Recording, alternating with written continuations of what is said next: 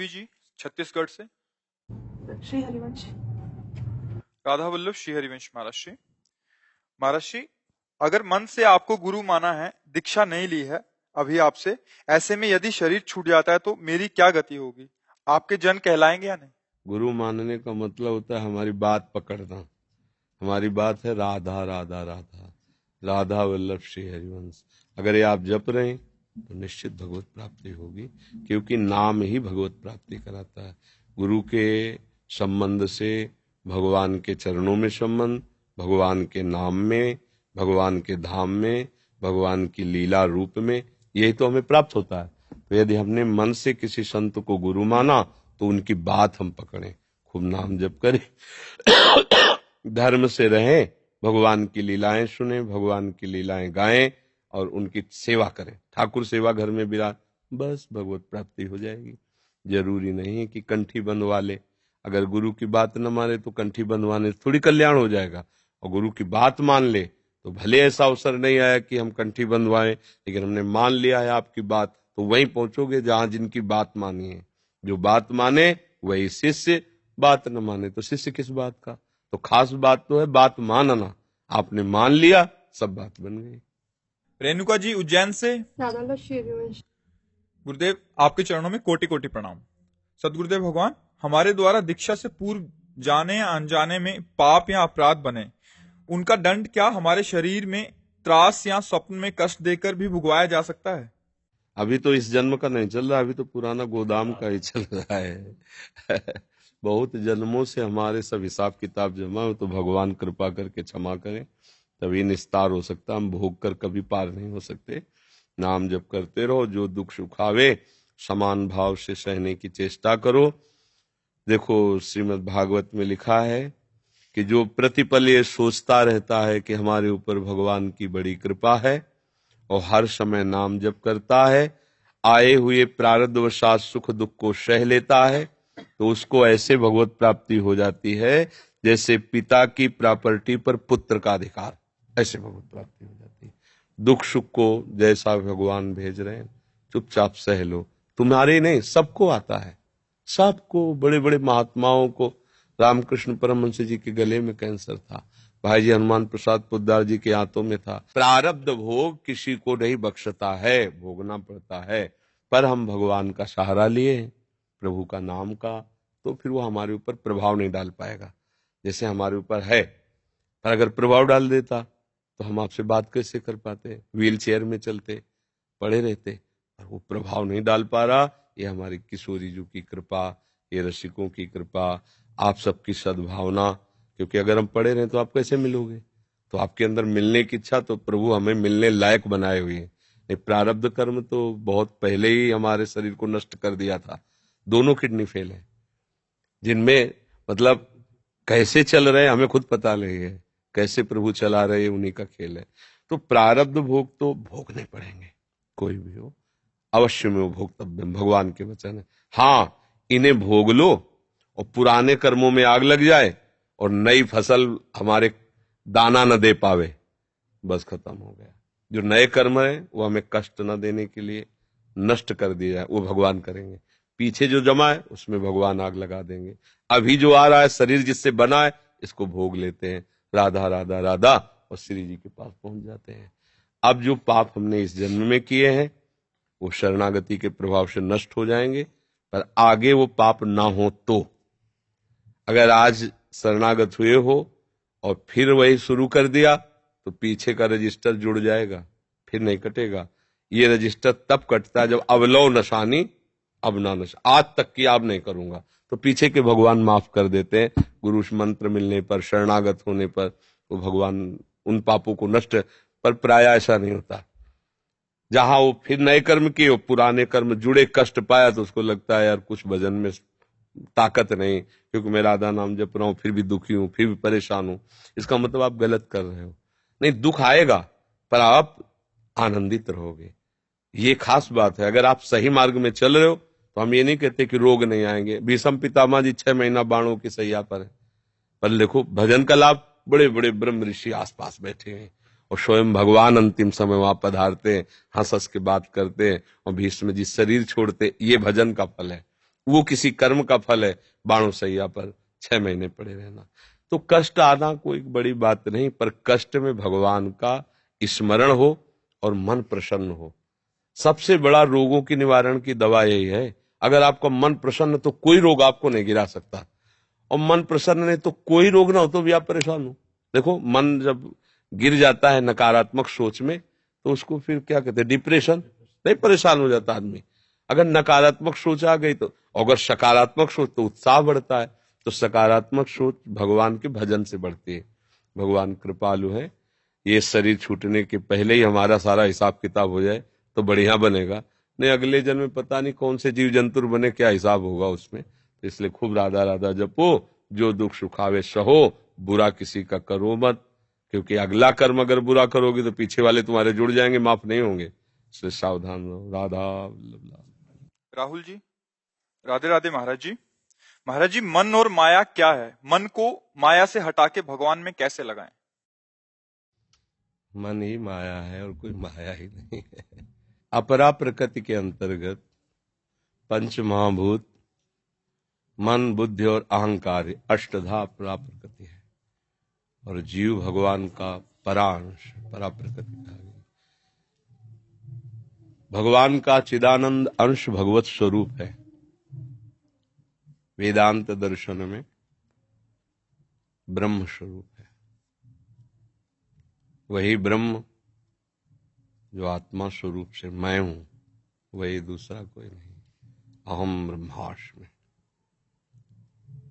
पर इसके लिए पहले अपरा प्रकृति का त्याग करना होता है। अन्वय व्यतिरेक 2 पद्धतियां हैं। नहीं नहीं नहीं, फिर जो बचाव है, जब उसको जाना तो सब वही है। पहले ब्रह्म सत्यम जगन मिथ्या 2 विभाग कर दिए गए।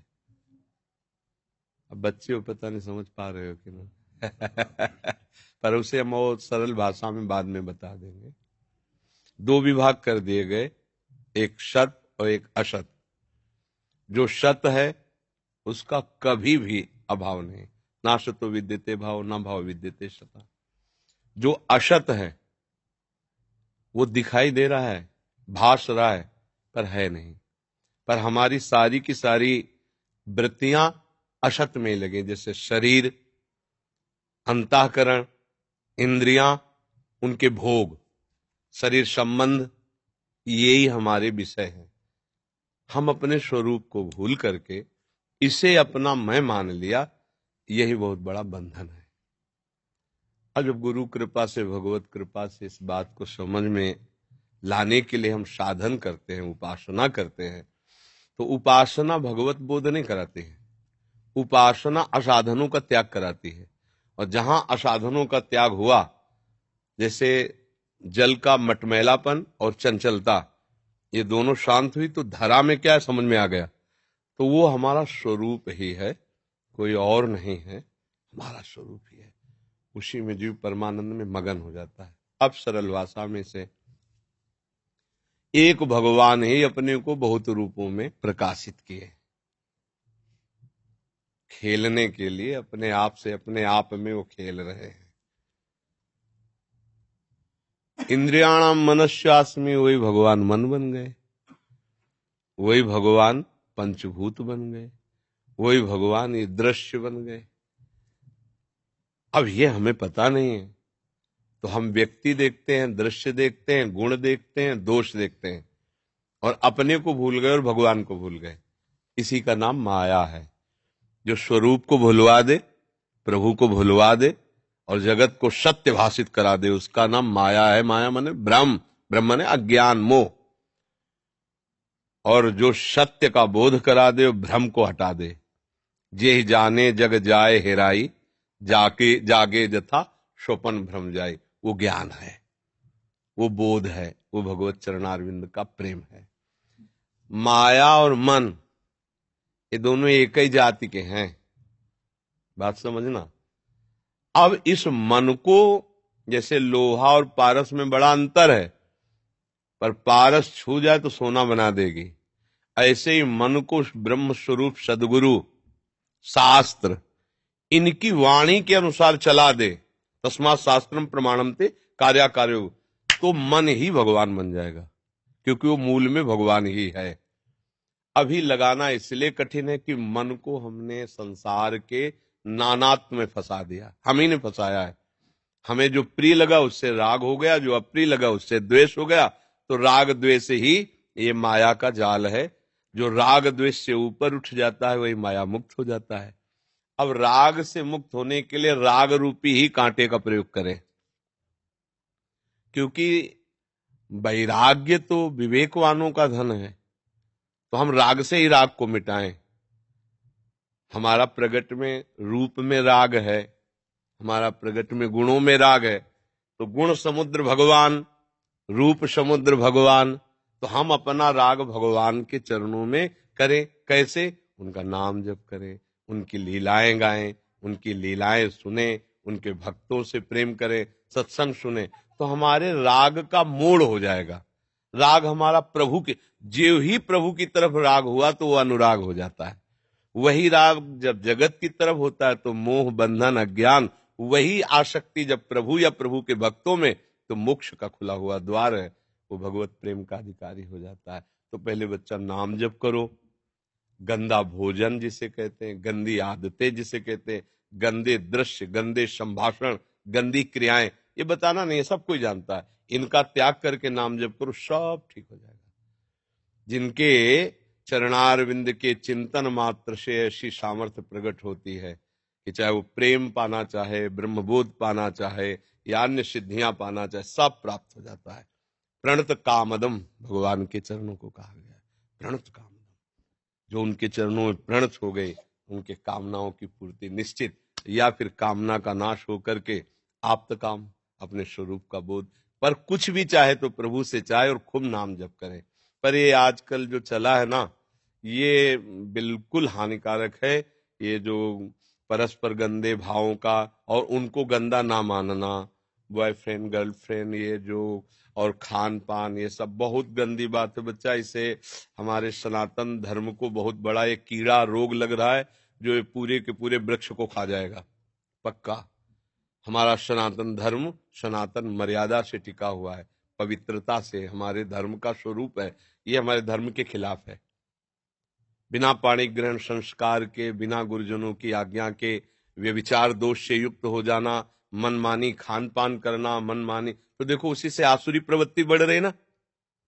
अमुक जगह अमुक लोगों ने अमुक ऐसा आग लगा दी का, ये आसुरी प्रवृत्ति क्यों बढ़ रही? क्योंकि आप धर्म का त्याग कर रहे हैं, अधर्म की वृद्धि हो रही। तो अधर्म के ये परिणाम होते हैं कि आपको पता नहीं, जैसे आपका शरीर प्यारा है ऐसे सामने वाले का शरीर प्यारा है, आप उसके शरीर को काट रहे हैं, आप जला रहे हैं, उसके साथ आप दुर्व्यवहार कर रहे हैं, तो राक्षसी प्रवृत्ति बढ़ गई ना।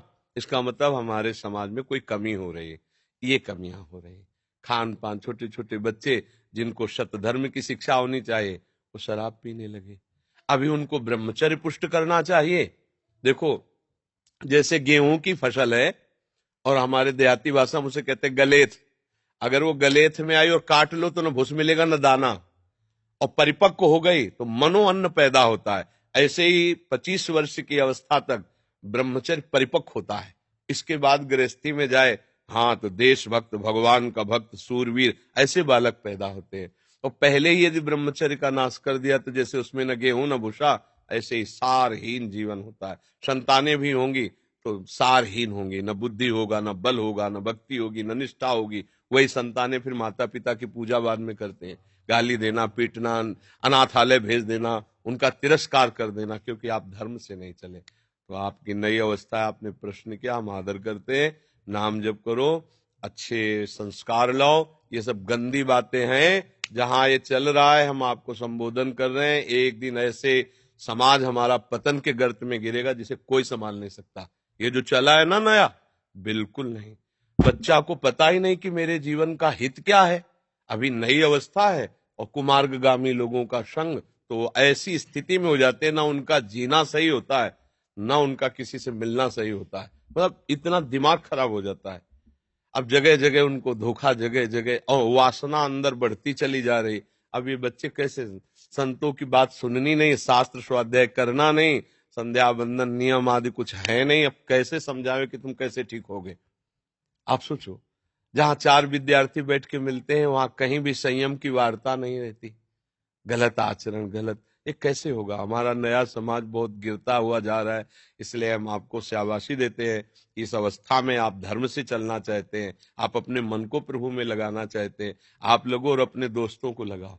दोस्त वही है जो कुमार्ग से हटाकर सुमार्ग में लगाए। आज दोस्ती की जाती है कुमार्ग बढ़ावे के, ए तुम हमारे दोस्त हो, हमारा कहा मानो शराब पियो, हमारा कहा मानो व्यभिचार करो, हमारा कहा मानो गंदे आचरण। नहीं, ये दोस्ती नहीं, ये दुश्मनी है। दोस्ती तो ये कि हमारे मित्र हो, अगर हमारी मित्रता है तो तुम्हें शपथ है आज के बाद तुम मदिरा नहीं पियोगे, मांस नहीं खाओगे, सारे बहन बेटियों की तरफ गंदी दृष्टि नहीं। देखो, इसमें जब ब्याह हो फिर गृहस्थ में जाओ तो भगवान की कृपा प्राप्त होती है। ये भी भगवान की पूजा है, संतानोत्पत्ति भी भगवान की पूजा है। पर ये तो नहीं है ना। कैसी बुद्धि भ्रष्ट होती चली जा रही समाज की। छोटा सा बालक गर्भ में पल रहा है, उसकी हत्या कर देना, भ्रूण हत्या, गर्भ। हम कैसे समझावें लोगों को। लगता है ये सब क्या है, ये तो बाबा जी इसलिए सब। तुम परिणाम नहीं भोग पाओगे जब उसका आएगा, क्योंकि हर क्रिया का परिणाम है ना। आपका अधिकार जीने का है, शरीर नष्ट करने का नहीं। अपने भी अगर अभी आपकी रिपोर्ट कर दी जाए कि आपको हमने आत्महत्या करने से बचाया, आत्महत्या कर रहे थे, तो आपको सजा मिलेगी। तो मतलब हमारी सरकार तुम्हें क्षमा नहीं करेगी, फिर भगवान तुम्हें कैसे क्षमा कर देंगे। तुम्हारा जीवन है, तुम्हारे मंगल के लिए तुम मंगल व्यवहार करो। इसके अपने साथ अमंगल व्यवहार नहीं कर सकते, फिर दूसरों के साथ दूसरों का जीवन नष्ट कर देना। इसलिए बहुत सावधान रहो। यही माया है जो शास्त्र और संतों की बात न सुनने को मिलती है न समझने देती है। अगर समझ गए तो गृहस्थी में रहते हुए में महात्मा हो। महात्मा एक स्थिति है, अगर भेष हो स्थिति हो तो क्या कहना है। पर भेष है स्थिति नहीं तो नाटक है। स्थिति का नाम महात्मा है। हाँ, जो सर्वात्म भाव से सर्वे भंतु सुखिना सर्वे संत निराम, ये महात्मा का स्वरूप है। खूब भजन करो बच्चा, गंदे नशा आदि ये सब ना करना। करते हो क्या नशा वशा है? हाँ। ऋषिपाल खतौली से। गुरुदेव, आपके चरणों में सादर प्रणाम। गुरुदेव, शरीर संसार से अनासक्ति होने का सबसे सर्वोत्तम साधन कौन सा है? नाम जप। नाम जप से शुद्ध विवेक जागृत होता है, और विवेक से ही सत असत का भाव बनता है। सत है श्री भगवान, असत है शरीर संसार। असत का त्याग करने की सामर्थ्य विवेक में है। विवेक भजन से होता है, और भजन साधु संग से होता है। भजन न होए संग बिन, भजन बिना नहीं प्रेम। छिनहु भजन न छाड़िए, धरिए या ध्रुव नेम। तो हम ऐसे भगवत प्रेमी महात्माओं के वचन सुनते रहें, जिनसे हमारे नाम जप में प्रीति हो, और हम हर समय नाम जप करते रहें, सब ठीक हो जाएगा। नाम जप के बल से ही बड़े बड़े संत महात्मा इस माया पर विजय प्राप्त किए। दूसरा कोई उपाय नहीं, एक नाम है। नाम ही एक नाम त्रैलोक ही तारे। अगर नाम में प्रीति नहीं है तो सब ज्ञान विज्ञान रखा रह जाएगा। माया बहुत बलवती है, फंसाने में देर नहीं लगती। नाम है तो बस ठीक है। नाम पाहरू दिवस निशि, ध्यान तुम्हार कपाट। समझ रहे? नाम जप रहे हो मतलब हर समय पहरा है नाम का आपके ऊपर। कोई आपको परास्त नहीं कर सकता। मुख में हो राम नाम, राम तेरे साथ में। भगवान तुम्हारे साथ है, भगवान तुम्हारे हाथ में है। कहते ना कि अमुक प्रधानमंत्री या अमुक मंत्री हमारे हाथ में, तो अखिल लोकों का स्वामी यदि तुम नाम जप करो तुम्हारे हाथ में है, तुम्हारे साथ में है, कोई तुम्हें बिगाड़ नहीं सकता। अच्छा, ये शरीर से अनासक्त होकर हम क्या करेंगे? समझो, शरीर से हम अनासक्त होकर क्या करेंगे? हम शरीर को सेवा का पात्र बना दें तो कैसा रहेगा भाई? जैसे हम तांबे का पात्र लाते हैं, उसे बहुत प्यार से धो के सजा के रखते हैं, श्री जी की सेवा में आता है। तो ये शरीर भी तो श्री जी की सेवा का पात्र है। तो हमें अनासक्त होने की जरूरत नहीं, हमें इसका भाव बदल देना है। ये हाथ हमारे ठीक है, पवित्र है, तो हम प्रभु का श्रृंगार करते हैं। किसी बीमार की सेवा कर सकते हैं, माता पिता की सेवा, गुरुजनों की सेवा। तो हमें इससे अनासक्त थोड़ी होना है, हमको उसको सही जगह लगा देना, यही खास बात है। मान लो अनासक्त हो करके, मान लो कि शरीर से हमारा कोई मतलब नहीं, बावरे बन के घूमो, नहीं। इस शरीर को सत्कार्य में लगा देना ही अनासक्ति का मूल स्वरूप है। जब हम इससे स्वयं के लिए भोग भोगते हैं तब फंसाव है। जब हम गंदी बातों में मन लगा देते हैं, गंदे आचरण करते हैं, अब भाई गड़बड़ हो गया। तो अगर ये शरीर श्री जी का सेवा पात्र मानकर तो युद्ध भी करे तो पूजा हो जाएगी। अर्जुन जी से कह रहे ना कि मां मनुष्य युद्ध चे, युद्ध कर और मेरा स्मरण कर। तो मुझे लगता है अनासक्ति का सहज स्वरूप ये है कि शरीर से अपने लिए भोग भोगना बंद कर दे। जैसे हम श्री जी की सेवा का पात्र जब लाते ना तो फिर उसमें अपने लिए प्रयोग करने में डर लगता है कि ये श्री जी का सेवा पात्र है। ऐसे ही अब ये शरीर श्री जी की सेवा का पात्र है। अब इसमें हम वही पाएंगे जो श्री जी पाएंगे, हम वही करेंगे जो करना चाहिए। अब गलत नहीं करेंगे क्योंकि ये मेरा नहीं, ये श्री जी का है। अभी संत बन गए, अभी अनासक्त हो गए। आसक्ति तब होती है जब हम शास्त्र के विरुद्ध आचरण करते हैं। भाई बहन बेटियों की तरफ गंदी दृष्टि, गंदे आचरण, गंदा भोजन, गंदा व्यवहार, अब ये है गलत बात है। अगर प्रभु को भोग लगा के भोजन पा रहे, पवित्र कपड़े पहन रहे, प्रभु की सेवा कर रहे, समाज की सेवा कर रहे, व्यापार नौकरी किसानी, जो ये सब महात्मा ही हैं। अगर ऐसे चले, समझो पहले। और अगर शरीर में आसक्ति और भोगों में आसक्ति तो चाहे जो भेष धर लो, नरक से नहीं बचोगे। बात समझो। और समझ में आ गई तो पैजामा कुर्ता पैंट शर्ट में भी तुम महात्मा ही हो।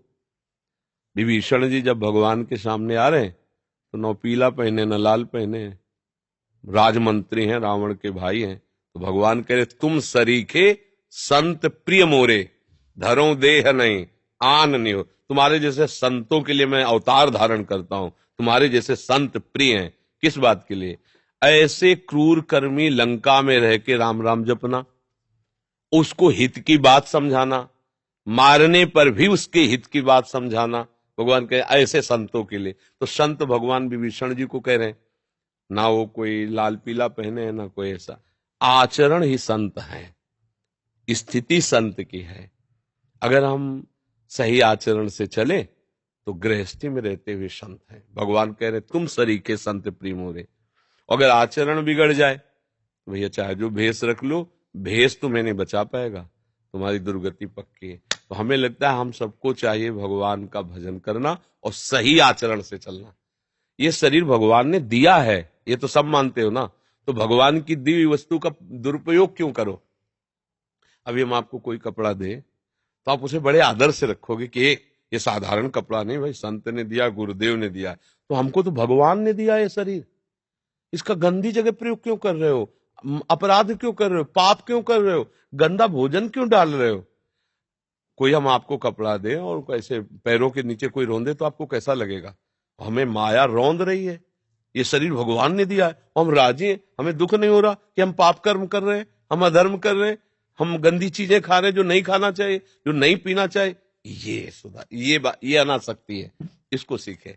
अनासक्त का मतलब नहीं कि कपड़े उतार दिए या ऐसे, ये सब बाहरी बात है, सच्चाई नहीं है इसमें। सच्चाई हृदय की बात है, हृदय से प्रेम करो। देखो गोपी जनों को जितना आदर अध्यात्म में मिला है, आज तक उतना आदर किसी को नहीं मिला है। आप शास्त्र पढ़ के देख लो, ग्रंथ पढ़ के देख लो, कहीं। अच्छा, गोपी जन गृहस्थी में रह रही थी, पति पुत्र आदि की सेवा कर रहे थे, भागवत पढ़ के देख लो। पर उनका एक एक वृत्ति भगवान में लगी थी। वो जो भी कर रही थी भगवान के लिए कर रही थी, रात दिन केवल मुरारी पादार्पित चित्त वृत्ति, कृष्ण कृष्ण कृष्ण। तो बड़े बड़े परमहंस सुखदेव जी उनका इस गा रहे, उद्धव जी उनकी चरण धूल माथे पे लगा। बड़े बड़े महात्मा गोपी जनों की, गोपी प्रेम की ध्वजा तो आप यहीं देख लो। अध्यात्म में जो सबसे ऊंचाई पर है वो गोपीजन है। और गोपीजन है क्या? भगवान के प्रेम में मतवाली। तो सार बात निकल के आई ना, नाम जप करो, भगवान के प्रेम में हो, जहां हो वही महात्मा हो। तुम परेशान होने की थोड़ी जरूरत है, समझिए। मंजू जी राजस्थान से। सतगुरुदेव भगवान आपके चरणों में कोटि कोटि प्रणाम। गुरुदेव, हमने किसी बुजुर्ग की सेवा के बदले प्रभु से भक्ति मांगी थी, क्या ये सही है? और व्रत किए थे पहले, अब शरणागत हो गए, उनका उद्यापन करना चाहिए या नहीं? ये तो हम कह रहे हैं, वृद्ध की क्या किसी की भी सेवा करके मांगना यही चाहिए कि भगवान प्रसन्न हो, भगवान की भक्ति मिले। और सब व्रतों का फल भी है, भगवान के चरणों में भक्ति हो जाए। तो उद्यापन अगर राधा वल्लभ जी के चरणों की शरण में हो तो कर देना चाहिए, क्योंकि हमारी रस रीति में एकमात्र श्यामा श्याम, न कोई अन्य कोई साधन बल नहीं। बस लाडली जी का खूब भजन करो, उनकी लीला गाओ, उनकी सेवा में मगन रहो। हमारा जो निकुंज रस है, इसमें फिर अन्य साधनों को भी, सर्वेषु साधन वरिष्ठिरम निराशा। हमारी तो महारानी जो श्यामा जी का सारा बल हमारी वही साधन है, वही साध्य है। ये तो प्रेम मार्ग है ना, ऐसा करना। और सब जितने भी साधन हैं ये फूल हैं। संयम नियम व्रत जितने, संयम नियम फूल और फल ज्ञाना और हरिपद रति रस वेद बखाना। शास्त्र ऐसा कहते हैं कि जितने साधन और सब फूल हैं। तो फूल जब फल लगे तब बात बनी, तो उसका फल है ज्ञान, भगवान के सिवा और कोई अपना नहीं, ये ज्ञान हो जाना। और इसका रस है प्रेम। अब ऐसे भगवान से प्रेम हो जाए तब बात बने। तो फूल और फल और रस, जब रस मिलता है तब तृप्ति मिलती है। केवल फल से भी नहीं बनेगा, रस प्राप्त हो तो फल है ज्ञान। ज्ञान का मतलब एक भगवान के सिवा न कुछ था, न है, न रहेगा, वही मेरे प्यारे हैं। अब उनमें हमारी रस बुद्धि हो, हम उनका नाम जपते हुए रोएं, उनकी लीला चिंतन करते हुए गाएं, उनसे प्रार्थना करें कि कभी तो कृपा कर हमारे नेत्रों में आ जाओ, एक बार तो सामने आ जाओ। ऐसे हम उनसे पुकारें, प्रार्थना करें, सब काम बन जाए। संसार में भी सुखी रहोगे और परलोक में भी सुखी रहोगे। यदि भगवान का भजन किया है तो ये संपत्ति कभी नष्ट नहीं। एक बार राम बोला, कृष्ण बोला, हरि बोला, राधा बोला, ये कभी नष्ट नहीं होगा। अविनाशी भगवान का नाम तुम्हें बचा लेगा, तुम्हें संभाल लेगा। इस लोक परलोक में तुम्हें सब जगह सुख मिलेगा। पर बड़े भाग्य हैं जो ये कर पावे, नहीं तो ये माया भी जहां निकलोगे ना, ऐसी धूल डालेगी कि सब बातें हल्की हो जाएंगी, ये अच्छा लगने लगेगा संसार। श्रद्धा पांडे जी नागपुर से। गुरुदेव, आपके चरणों में कोटि कोटि प्रणाम। महाराज जी, आपसे कैसे मिले? जैसे नाभा जी अपने गुरु जी से मिले हुए थे, ऐसी स्थिति तक हम कैसे पहुंच सकते हैं? राधा नाम, राधा चरणारविंद का आश्रय, राधा धाम की रज हो जाएगा। राधा नाम, राधा धाम, राधा चरण रज, सब कुछ प्राप्त हो जाएगा। महाराज, जब आप थोड़ी देर के लिए मिलते हैं तो फिर वो ऐसा लगता है कि आप अभी शरीर को देखती हैं, ये मिलन मिलन नहीं है। स्वरूप से मिलन मिलन होता है। ये शरीर तो बाहरी चीज है, मलमूत्र की थैली है, सजा के बैठाले हुए हैं और कुछ नहीं है। ये मलमूत्र की थैली है, इसे सजा के बैठाले हुए हैं, पर इसके अंदर जो तत्व है उसी को पाने के लिए तो कह रहे हैं कि राधा धाम, राधा नाम, राधा चरण रज। तभी आप हमें जान पाएंगे। जो हमारा स्वरूप है वो ये राधा चरण रज, राधा नाम, राधा धाम ही मिलाएगा, दूसरी कोई सामर्थ्य नहीं। तभी तुम कहते हो भाई गोली मारोगे पंचभूत नष्ट होगा, पूजा करोगे इसके ऊपर फूल चढ़ेगा, हमें तुम स्पर्श भी नहीं कर सकते। राधा नाम जपो, राधा चरण रज लगाओ और राधा किशोरी जी का आश्रय लो, धाम का आश्रय लो, हमारा परिचय प्राप्त कर लोगे, हमारे स्वरूप हो जाओगे और हम और तुम दो नहीं रह जाएंगे। ये मार्ग अध्यात्म है, प्रगट का सांसारिक मार्ग तो है नहीं। तो इसलिए चाहे जो भी शरीर हो, ये शरीर तो पांच भौतिक है, ये शरीर घड़े हैं। सूर्य का तेज जो पड़ रहा है प्रतिबिंब, वो एक ही है सूर्य। 1000 घड़े रख दो, 1 करोड़ घड़े रख दो, सब में 1000 करोड़ सूर्य दिखाई देंगे तो 1000 करोड़ सूर्य वो नहीं हो गए। सूर्य एक ही है। 1000 घड़ों के नष्ट होने पर सूर्य पर कोई प्रभाव नहीं पड़ेगा। तो ऐसे ही गुरु का स्वरूप, संत का स्वरूप, आपका स्वरूप, ये सब चिदानंदमय है। हम देह भाव से विचर रहे हैं, इसी देह भाव का त्याग करके अपने सहचरी भाव में या जो गुरु प्रदत्त भाव उसमें पहुंचने पर ही बात समझ में आएगी। ये देह भाव में तो बहुत ही गड़बड़ है, इसमें काम है, क्रोध है, लोभ है, मोह है। तो अगर कोई देह को प्यार करता है तो सही माने में अभी वो जाना नहीं है, अभी वो माना नहीं है। जब जान जाएगा और मान जाएगा तो ये देह तो आज है कल नहीं रहेगी, लेकिन जो हमारा स्वरूप है वो अविनाशी है। जहां पुकारोगे वहीं वो आपको अनुभव में आ जाएगा। तो सही मिलन स्वरूप का मिलन है, देह का मिलन तो कोई महत्व नहीं रखता है। अब जैसे आप हमसे मिले, हमारी बात मान जाओ तो मिलन का फल हो गया, और आप ना माने तो क्या है, 2 मिनट में अभी माया भुलवा देगी, बाहर निकलते ही खत्म। न रूप का चिंतन, न वाणी का चिंतन, न धाम का चिंतन। तो ये बात है। महाराज जी, पढ़ाई करते हुए मंत्र करने के कारण कभी कभी मंत्र का एक शब्द गलती से लिख जाता है, क्या ये अपराध है? वैसे कापी आदि में तो नहीं लिखना चाहिए, सावधानी रखनी चाहिए। जो गुरु परंपरा में निषेध किया गया उसे माने। गुरु मंत्र का बाहर शब्द न उच्चारण हो, कहीं लिखे नहीं। अंदर अंदर तो लिखना ही है, मानसिक में, कहीं बाहर ऐसा नहीं।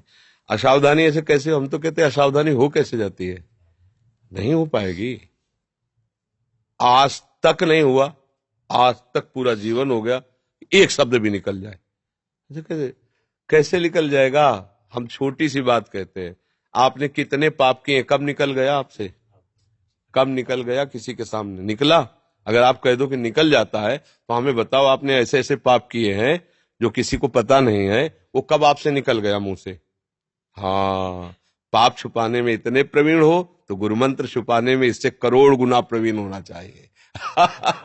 ये लोग लेके थे कि अब चूक हो गई तो भला तुम अपनी कत्ल की, अपनी हिंसा की, अपने व्यभिचार की, अपनी चोरी की, अपनी गंदी बात कभी चूक से निकाल देते, तुम तो मानते कि चूक हो गई, निकले। अगर कोई कहेगा ना तो और स्वरूप टाइट करके आप बोलेंगे, कैसे कह सकते हो आप ऐसा? पाप को, अधर्म को इतना गुप्त, और जो हमें भगवत प्राप्ति कराने वाला मंत्र वो निकल गया, या वो लिख दिया, या वो भूल हो गई, मुझे समझ में नहीं आता है। महाराज जी, वो जब मंत्र आपने देख देख के करने को बोले थे, जब पढ़ते हैं, जब कोई शब्द सामने आता है तो मंत्र और ज्यादा मतलब जोर डालने लगता है। कैसे जोर डालने? जब हम लिखने में और ध्यानस्थ हैं तो बाहरी क्रियाएं होती रहेंगी, वो तो चल रहा है ना। अभी अभ्यास की कमजोरी है, अभी मतलब चलो और अभ्यास गाढ़ करो। और मतलब ऐसा अभ्यास है, होता है कि अगर कुछ भी मुंह में गया तो हमें समझाना पड़ता है कि ये प्रसाद है, झूठा नहीं है। नहीं, बार बार वो मंत्र के लिए रोकेगा, नहीं मुंह झूठा है, मुझ नहीं, ये श्री जी का प्रसाद झूठा नहीं। जब परिपक्व हो गया दिमाग में तब फिर वो चलेगा, नहीं तो नाम चलने लगेगा, मंत्र रुक जाएगा। बातचीत करते हुए यदि हमारी पादुका में पैर गए तो लघुशंका के लिए पादुका को जैसे बंद, उसमें थोड़ी कि वो बंद नाम स्वरूप, फिर तब लगता है कि भगवान की कितनी कृपा है। अब ऐसा नहीं कि हम सोच में बैठे हैं, ध्यानस्थ है तो हमारे मंत्र चल रहा है, कब भी नहीं। अभ्यास योग युक्तेन चेतसा नाम। अभ्यास कोई छोटी मोटी चीज होती है? अभ्यास, हमारी अभ्यास में कमी है, इसलिए अभ्यास को और पुष्ट करो। एक बार हम जब बच्चापन में नाम जप का अभ्यास कर रहे थे तो गांव में जैसे अभ्यास आदि होते तो बड़े बड़े वो लगते हैं, वो वाले लंबे वाले, मतलब चीख के, तो आश्रम में धूम मचे जाती है, जो फिल्मी गाना बजाते गांव के लोगों का ब्याह हो, बड़ा विक्षेप पड़ता। तो हम कहा ये विक्षेप तो जीवन भर बना रहेगा, कहीं ना कहीं तो कुछ बजेगा, अब हमको इसी में ठीक करना है। तो जहां साउंड बजता वहां पास खड़े होकर के मंत्राकार वृत्ति घंटों। अब क्या हुआ, अभ्यास ने ऐसा कि वो साउंड जितना बजेगा उससे जोर से हमारा मंत्र अंदर चलेगा, अंदर चल रहा है। कहीं भी फेल नहीं होना, भूखे रहकर, भोजन करके, भीड़ में, एकांत में, थके में, स्वस्थ, हर समय हमें भजन का अभ्यास कर लेना है। जैसे देखो आर्मी के जवान को पहाड़ में, ठंडी में, गर्मी में, लेट के, कूद के, शांत, मतलब हर तरह से तुम्हें अपने आप को बचाना और शत्रु का नाश करना है। ऐसे ही हर तरह तुम्हें भजन में परिपक्व होना है, और माया तुम पर आक्रमण न कर पाए ये बचाव रखना है। ये छोटा मोटा युद्ध थोड़ी है, आजीवन का युद्ध है। भगवत प्राप्ति का मार्ग आजीवन का युद्ध है, ये महाभारत से भी बड़ा है। महाभारत में तो 18 दिन में फाइनल हो गया, यहाँ पता नहीं कितने दिन जीना है, पूरे जीवन भर हमारा दुश्मन जोरदार है। काम, क्रोध, लोभ, मोह, मद, मत्सर कब मार के गिरा दे कुछ पता, इसलिए हर समय अलर्ट, सावधान। अगर सावधानी हटी तो दुर्घटना घटी। हर समय राधा राधा राधा राधा, सावधान होकर